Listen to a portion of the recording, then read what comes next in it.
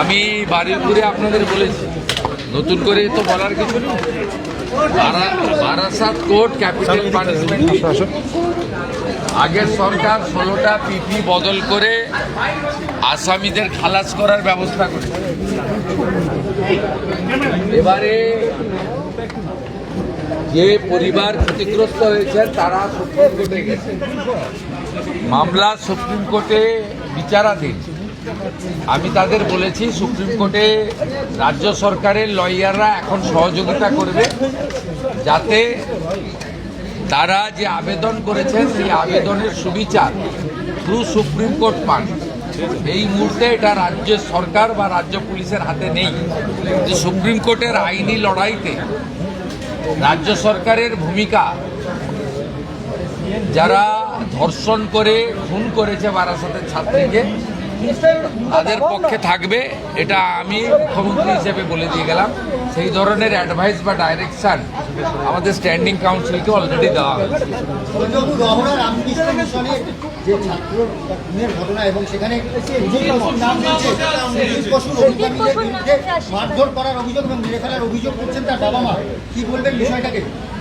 দেখুন, আমি যা বলবো সেটা তো এখানে কার্যে পরিণত হবে, অ্যাকশনে পরিণত হবে।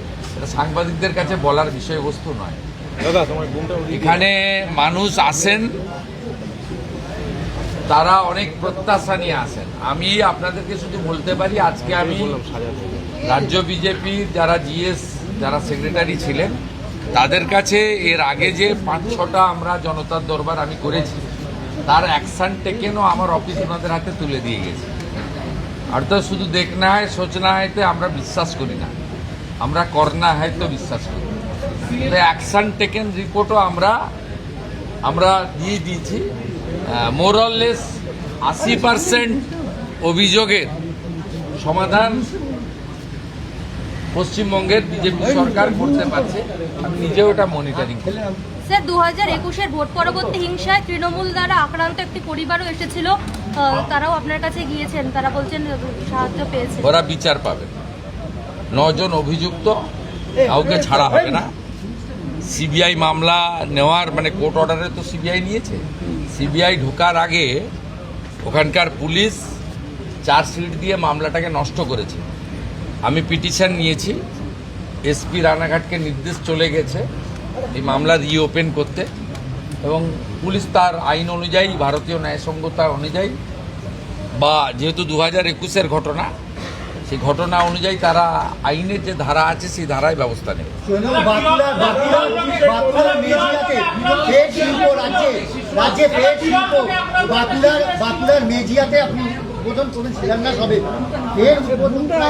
কোটি টাকা কে বলি? 15,000 কোটি টাকা।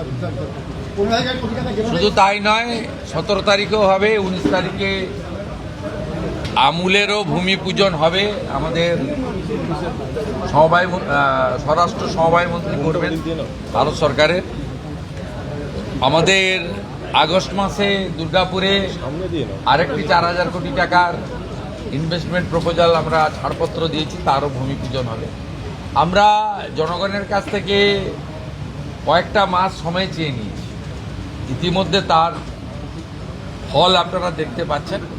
এখানে অন্য অনেক ডেভেলপমেন্টের সাথে সাথে ইনভেস্টমেন্ট এবং এমপ্লয়মেন্ট দুটো কাজও একই সঙ্গে চলবে।